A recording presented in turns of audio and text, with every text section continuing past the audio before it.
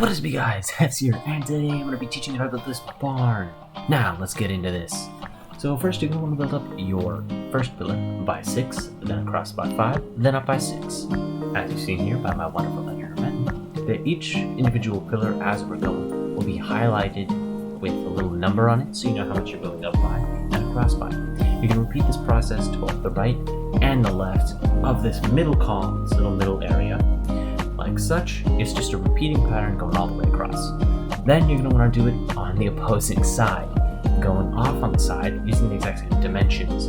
You're going across by 5, down by 6, across by 5, down by 6, doing it all the way around until you have a giant square. Now, you may make a few mess ups on the way, that is perfectly fine, just go back, correct them. And if you're having any true troubles with this, then just pause the video and feel free to copy it. Then here you're going to be building up by 6, 7, 7, and 6 as indicated by the numbers. Then go across by 6 on each individual pillar. Then on these next pillars you're going to see me only build them up by 5 here, but I just went back and corrected that. Now on this little indication here it says 6, 6, 6, when in reality you're going to want to do 7. You're going to want to make it parallel with the other side. It was a mess up on my part for not mentioning this wonderful editor Metley. Next up, your gradient is going to be stone, cobblestone, and andesite. I use this gradient a lot because I like it. It breaks up if you have a giant wall of cobblestone like such, and you break it up with stone and andesite. It just makes it look a lot nicer. Plus you have like less of one specific type of block, which makes your life, again, a million times easier. Now, go around back, create this thing going all the way across. If you want, you can recreate the entrance you have in the front. I did not, because I only wanted this to be a one-way going barn, so you could go in one direction. But if you wanted to, you could have it be going 2 ways by just recreating the entrance we're going to put in at the end. Then create these little doorways, like such, all the way across. This is so that when you have your animals in here, they're able to easily get them from in the middle of the barn to the outside areas, which we'll be adding in a minute. Now go up top to the area with some slabs. You could use andesite slabs, stone slabs, cobblestone slabs. Doesn't matter, as long as they are slabs, they are on the top and they are on the right and the left. Now we are going to be getting down to the slightly more difficult part, which is the terracotta. Well, not terracotta, it's actually green concrete. Concrete is about one of the hardest materials you can have to collect for this build. What you're going to want to do is just pause the video as you go to make these across, but basically just leave the inside hollow and go inside by 1 block, building it all the way across and throughout. Won't be too hard to copy, but if you are having a hard time, just pause the video and recreate it. Nothing too difficult, just collect the block. If you're doing this in creative, it's going to be fairly easy. If you're doing this in survival, it's going to be fairly hard. Well, relatively hard, since you're going to have to keep going up and down, or just building across. If you are going to be building this in survival, I would most definitely suggest first acquiring all the materials, then going and building this, so you don't have to keep going down and up.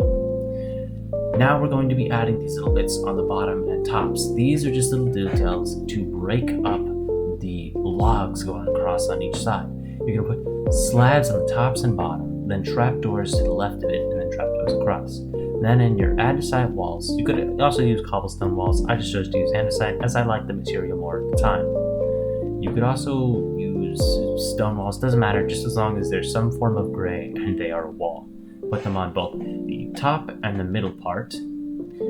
First, you're going to want to finish across with the trapdoors and your little details, then go down to the tops and the bottoms of those, like such. This is so if you are in survival or creative, once again, you're able to put in lighting. Lighting is a huge part of every build. With these lanterns, you're able to put them on the top and the bottom. If you do torches, you could just put them on the top and the bottom, which to the bottom it'd be a little weird, but it'd be fine altogether. Next up, put in your fences, dark oak fences. Remember dark oak. The dark oak wood goes great with green concrete. Just do dark oak, trust me, it'll look fantastic. Do fences on the right and the left, and fence gates in the middle, going all the way across. First, build up your fences, which I have done here on both the right and left, going all the way across. And you see how this little divot right here has your fence gates going up to the top? That's perfectly fine. At some point you're going to see how it connects with both the wall and the fence. That is fine, that is what you want, but it won't be happening quite yet because we are still putting in our fences. The hardest material you're going to have to collect, once again, is the concrete, but the most of a material you're going to have to collect is going to be dark oak, because you're using it for a lot of decorations. As you're adding in your fence gates, it's going to be a little difficult to place them, but I would suggest just building up a little dirt thing off to the side, shifting, and then placing them on top of each other, like I've done here. If you are in creative, also just hold down shift and hold down space at the same time, and you're able to place them as you go. I had a bit of a difficult time with it, but it shouldn't be too hard. It's just a bit of trial and error. Next up, your roof. Yes, watch carefully. This is going to be the hardest part of this video. You're going to be putting a staircase up at the top of both those middle columns, then building a cross by 3, a cross by 3, a cross by 3, and cross by 3. Once more, then by 2. The overhang is fairly easy. Just remember, if you're having a hard time with it, build it across by 3. If you're having the hardest time, just pause it and recreate it as we go. I made sure to slow down this part a lot because I realized that it may be fairly difficult for people to copy. This middle part right here is going to consist of stairs going over top of the little wooden columns and slabs creating a bit of a staircase going towards the center. Then level a block with the stair and then go across by 3, then down by 1, across by 3, down by half a slab, across by 3, and then down by 2. Now you're going to want to build it across over to the other side, go out by 1 block. So that way it's one past your wooden pillar and you're able to have enough space that you can put in your spruce detail in just a minute. Then recreate what you have from the other side onto this side.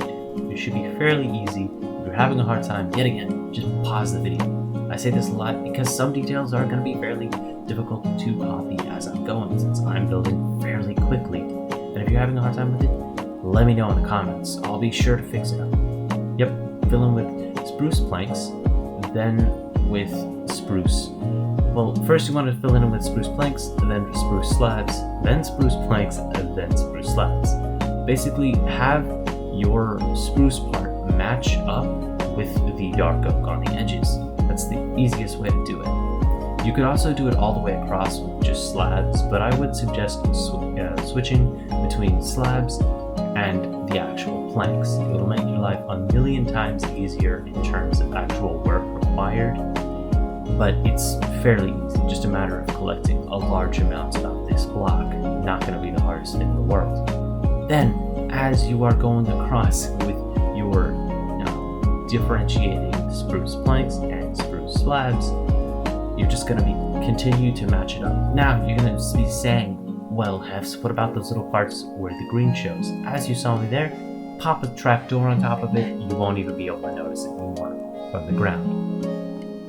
Now this part, you're going to be building up. Break 1 block out and fill it in like you've done before, then fill in by half by a slab and a stair in the back, like such. Make it match up with the edges, except for the stairs, which are going to be on the wall, so that they kind of overhang.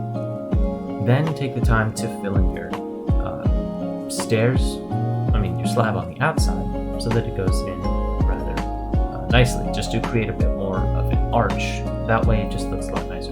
If you don't have the materials, or you just don't feel like doing it, no pressure, just no one will notice. It's as simple as that. Then take the time to add in these little extra parts. They are fairly easy to add. You're following the same formula as before on the roof. And if you're having a hard time recreating this, pause it on the first one and then just recreate going all the way across with dark oak. Then you're going to be going and attaching them at the bottom after building them out by another 3. You're going to be attaching them straight across on the slab. So don't build down by another one and don't try to make it curved, just build it across. Then putting spruce stairs at the corners of each of these so you can have a nicer kind of gap in between, then fill in with spruce slabs. yet again, hardest thing to do is just the mass collection of spruce and dark oak. These should be fairly easy to do as you're just filling them in, and if you are having a hard time, let me know in the comments. I'll be sure to get back to you whenever I can. Then, as you're building across for these, you're going to see how there's a bit of a divot there, but that's fine because you're going to be filling it in with your ends of wall. As I hadn't mentioned before, you're going to be building across by 7, so that deviation between the roof and those little fences is 7 blocks. So you're going to be putting your andesite fence wall by 7 blocks over, then filling them in with dark oak fence gates, then filling those in at the top with another andesite wall and dark oak fences, like such. This allows you to add some support and make it seem as if your walls are being held up. Then take the time to fill in your tops and bottoms with fences and walls once again. If you're having a hard time with lighting, I'm going to show you what to do in a little bit. Now recreate what you just did on the other side. Exact same pattern, exact same thing. Fill in the stairs on the top and then fill it across with spruce, slabs, and stairs. And fill it across by 7. Fill in with walls and dark oak fence gates.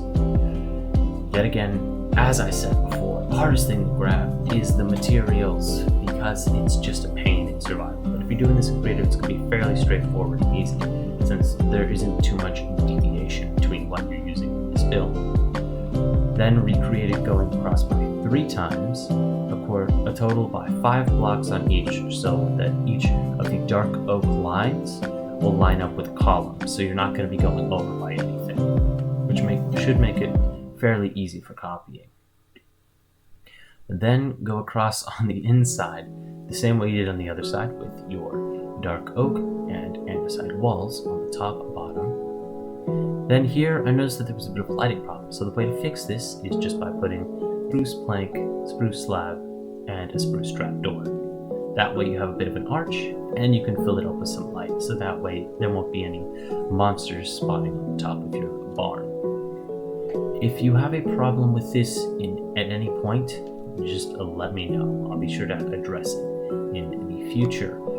Then recreate what you did on the other side to this side, lining up the spruce with the dark oak. Now, as you've lined all of those up, if you are having any troubles with the way the inside looks, just fill it in exactly as you see there with the dark oak stripped logs. Now we're creating a bit of a kind of rough look for these on the interior.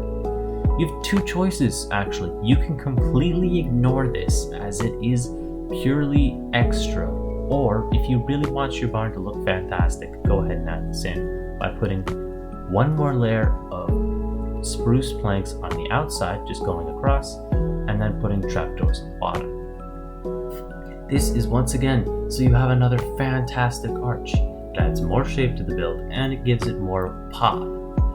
Plus, your horses won't notice, and if people do notice, just brush it off. I mean, it's not like anyone's going to truly notice the difference between them, but I would suggest adding it as it does add a nice arch to it. Then once you've done this, add in some dark oak trapdoors at the tops of these. Feel free to change it out with spruce, doesn't really matter. Just as long as you add it to the top, it'll add a nice little detail. Then build a quick pathway going out using path blocks, coarse dirt, and granite. If you aren't able to get any coarse dirt, that is perfectly fine. Just use granite, path blocks, and grass. And if you are having a hard time filling it in with granite and path blocks, then use jungle wood. Now you're building up your lanterns. Lanterns are a huge feature in all of my builds because a big problem with every build and any build is lighting.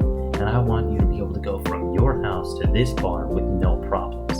So pop in some of these lanterns, which are just logs and a stripped version of whatever log you're using, then a wall of any kind as long as it is a stone wall, and some dark oak fences on top. Then go up by 1 more fence and build it out by 1. Then pop a trapdoor on top of each of them. Now fill it in with lanterns. You could also use torches, but if you use torches, you're going to have to place them on top, which is going to make it look a little awkward, so I would suggest using lanterns. But if you are truly incapable of sparing the iron, then just go ahead and use torches. Now that you've done all this, we're going to add in some little finishing touches. The finishing touches are just going to be some little bushes off to the side by adding in your dark oak logs or whatever logs you have available to you at the bottom so that they're covered up by the leaves. That way they don't despawn and they aren't in the way, and then adding some flowers in front of them. These little flowers are going to break up a lot of what's going on. Then add some flowers off to the edges of the path and pop in some buttons. Now for the final little touches you can add in. I would suggest not doing it, but I did it just because I thought people might want to see. If you add in some stairs of the exact same block, going right side up and upside down, you're able to create a bit more depth. Alright, now for the final look.